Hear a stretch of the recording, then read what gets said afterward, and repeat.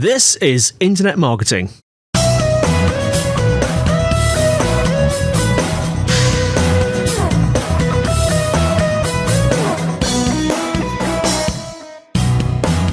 Brought to you by Site Visibility at sitevisibility.co.uk.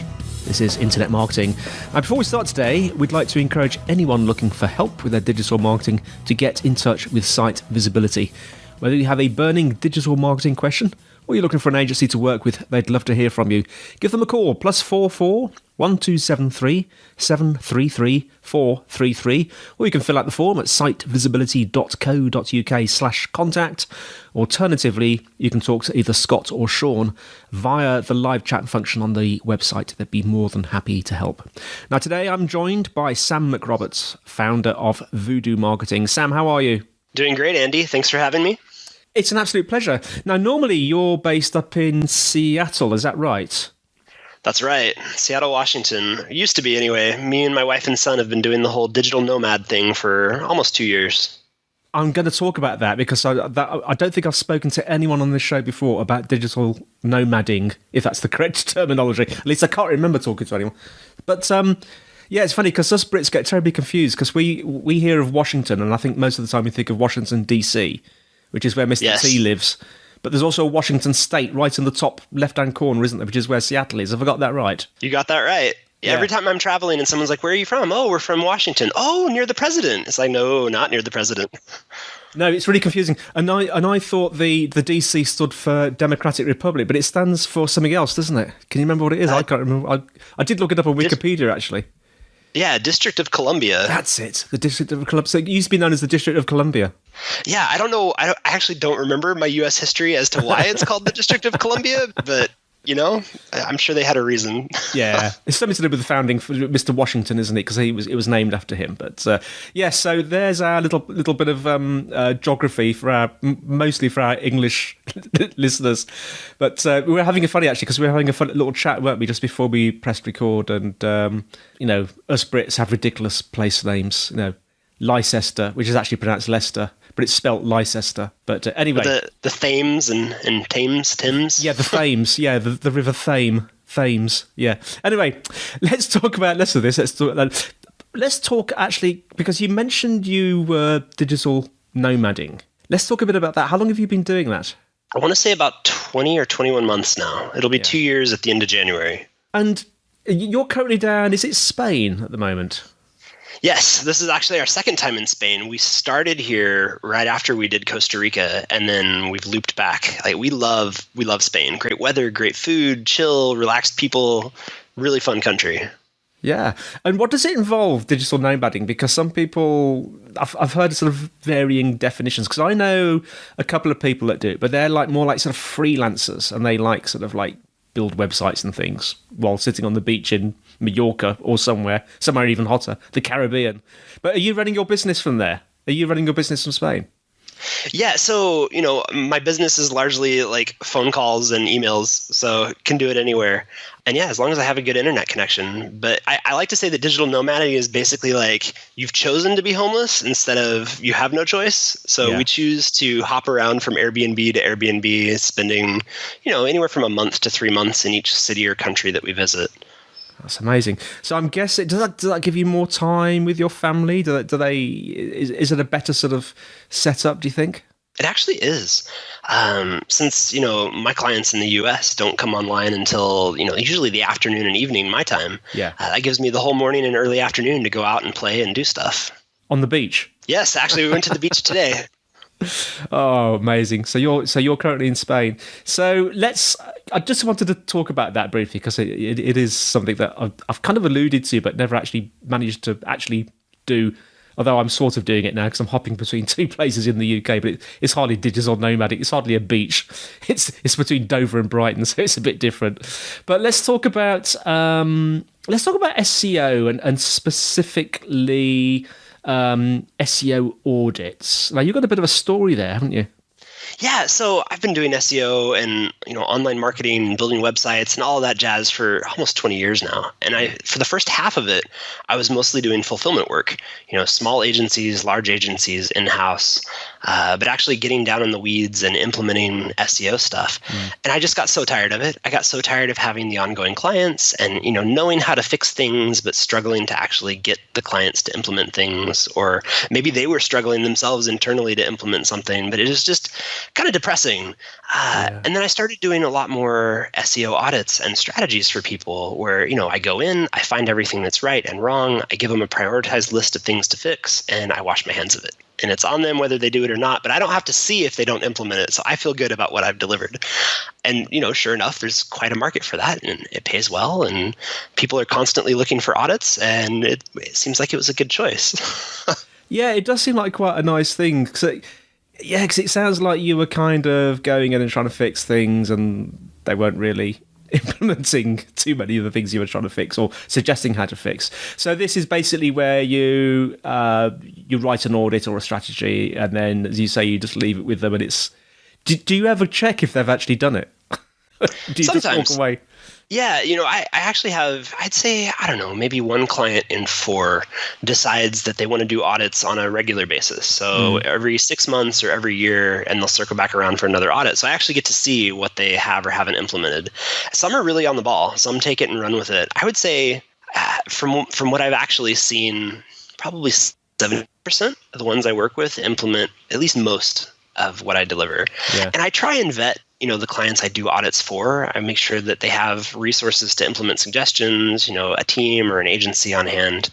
If it's just one person who doesn't understand any of it, then that's probably not a good fit. I don't want to just give them something they can't use. Yeah. And I'm guessing that things like audits and strategies are a bit more packageable when you're sort of selling the wares of your business. They really are. I mean, it's basically a service as a product. I have a template that I use that's highly customizable, but still has a lot of pieces baked in that help speed up some parts of the process. And then I've done so many of these that, and I've been doing SEO for so long and seen everything under the sun, it feels like. So it's a very streamlined process for me. Yeah. And I'm guessing it's quite compatible with the new digital nomading approach. Very much so, yeah. Yeah. And you're quite particular, aren't you, about how you do your audits? Extremely. So this is the thing that drives me crazy. I've seen a lot of different audits out there over the years, and I would say the vast majority of them fall in one of 2 buckets. Either it's a spit out from some automated tool with no color added. It's just, hey, we're going to run your site through this thing, and we're going to give you whatever report it generates and charge you a bunch of money for it. Or on the flip side, it's everything under the sun. They deliver 100 or 120 or 150 page audit that's just riddled with jargon and copied and paste, bits of spreadsheets, and it just a mess, the type of thing that somebody's going to look at and be like, I don't know where to start. I'm just going to say thank you and throw this away. So I feel like most audits are like that, and that bugs the crap out of me. And so I've deliberately built an audit structure that's simple. You can read through it and understand it, even if you don't know anything about SEO. Everything is prioritized based on, what I would expect the impact to be. Like, hey, tackle this first. You should see the biggest benefit. Then do this. Then do this. Don't do this until you've done these other things. And then it has a lot of supplemental resources that come with it that help to, all right, here's a problem. Here's all the places the problem exists. Here's the ones you should probably care about. Here's the ones you can ignore, that sort of thing. Highly actionable, easy to process, not the type of thing that goes in the trash can. Yeah, you're absolutely right. I mean, I absolutely detest, I'll give you an example, which has nothing to do with SEO, but ordering a pizza, you go to some pizza order websites and there's a gazillion different options. And in the end you just go, oh, sod it, I'm just going to walk down the road and get pizza from my local takeaway. It's like ordering a coffee. Oh, a frappe, sir. Yeah, what sort of milk do you want? And is that a large or a small? 15 minutes later, you get, you finally get the coffee you want. So I guess it's a bit of a balancing act, isn't it? It really is. I mean, you've got to make sure that it covers everything that it needs to cover, but that it's actually structured in a way that will be used, because if nobody's going to actually use it, then it's worthless. Yeah. So if we just zooming out a little bit, maybe more into the SEO space than specifically the auditing space or the SEO auditing space, what do you think are the sort of biggest myths and misconceptions around SEO? I think there's probably an awful lot. there's some that live within the SEO community itself, and then there's some that live with people who don't really understand SEO but have heard a little bit about it. Yeah. So maybe an example of both. Okay, within the SEO community, I think there's still a myth about like subfolders are better than subdomains. Right? Yeah. That's a good way to get a lot of SEOs riled up. And the reality is it's one of those things where you're seeing one thing, but the actual reason is something else. So usually if you have content living on a subdomain, the odds are pretty good that you haven't baked that into your internal link structure as well as you have the pages that live on your main root domain. Yeah. Whereas, if something's in a subfolder, it's more likely to have been threaded throughout the site well. So what you're really seeing is content on a subdomain often doesn't perform well because it's not linked to as much internally. And so it's not that the subdomain is bad. You can do it either way. It's that if you put something on a subdomain, you need to not forget to thread it through your site as much as you would have if it was in a subfolder. Yeah. So there's a big one within the SEO community. And then I would say outside, there's still a lot of people who think that, how long does my content have to be? Is there a specific length? Or how many times does my keyword have to appear? Or, do I need to hire an SEO copywriter? Stuff like that, where there's these myths that have, maybe once upon a time that really was a thing. You needed a certain amount of content or you needed to use your keyword a certain number of times. But it's been a long time since that was the case and people have not been updated. Yeah, that's amazing. Now, what about, because people that represent Google, I remember Matt Cutts mentioned a few things, suggestions that are sort of floating around that people either love or hate, such as, I think Matt Cutts said, don't do guest posts. What's your take on that? Yes. So back when he was running the search quality team at Google, he specifically said, guest posts are bad. Or, I don't remember the exact language, but it was definitely a negative connotation towards doing guest posts. Yeah.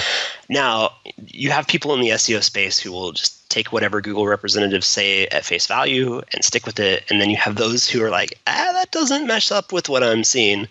And I think this is a case where what Google was saying and what was actually happening was a little different. So my opinion was that guest posts look so much like any other natural piece of content out on the web, if they're done well, that it's very difficult for Google to determine that that content was sponsored in some fashion, if it was, versus content that wasn't. And so by putting a negative stigma on guest posts, it was their way of trying to get SEOs to do it less because they couldn't figure out for sure what was legit editorial content and what had been sponsored. And so, they still seem to work just fine. So take that. I generally take whatever is said by a Google rep with a grain of salt. They're representing a business. That business interests are different than mine or my clients. And I don't think they're generally being dishonest sometimes, but not generally. But I think there's a lot more layers to what's going on than the one they usually present. Another classic one is it 301 or I think 302 redirects? I always get 301 and 302 mixed up, and I shouldn't because I'm a developer. But what's your take on 302 redirects? Yeah, so I was just chatting with John Mueller today on Twitter about this. So 302 redirects, Google has said it's fine to use a 302, which is temporary. Yeah. Now, in the world of web dev, a temporary redirect means, hey, like for a little while, I'm going to change this URL over to here, maybe for it's a sponsored event or something special, but it's going to go back. Right? This is just a temporary move. And it used to be that a 302 passed no SEO value, no signals through it because it was temporary. Yeah. However, you have some platforms where maybe you can only do a 302. So even if you've moved something permanently, you're still stuck with a 302. And so I think Google, in an effort to maybe be helpful, after a certain period of time, they haven't said exactly how long, 302s begin to be treated like 301s. Now, a few years back, John came out and said, look, like we do pass SEO value through a 302 redirect. However, the URL that you're redirecting to will not be the one that's showing up in the index and ranking until down the road, unspecified amount of time, we decide to treat your 302 like a 301 permanent redirect.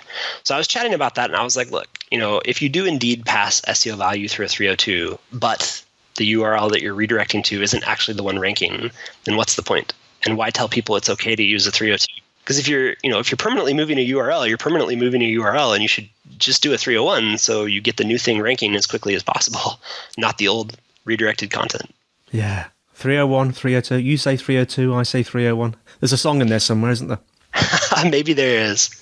Well, thanks for coming on today, Sam. We always ask our guests, actually, towards the end of the interview, if they've got a sort of top key takeaway for our audience. What would yours be?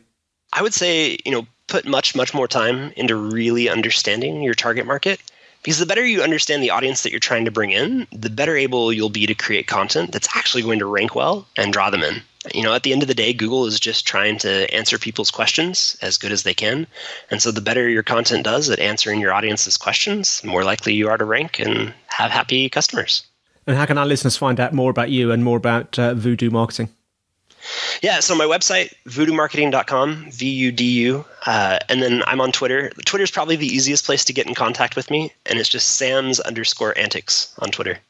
Fantastic. Well, thanks, Sam, and thanks for listening, everyone. The show notes will be in the usual place, which is sitevisibility.co.uk/IMpodcast. If you're enjoying the show, please leave us a review. That would be great. Questions and suggestions, the email is podcast@sitevisibility.co.uk. You can tweet @sitevisibility. Remember that we have a site visibility group on LinkedIn. So that's all from me, Andy, and it's all from Sam. Thanks, Andy. Appreciate you having me on. Thanks, Sam, and we'll see you next time on Internet Marketing.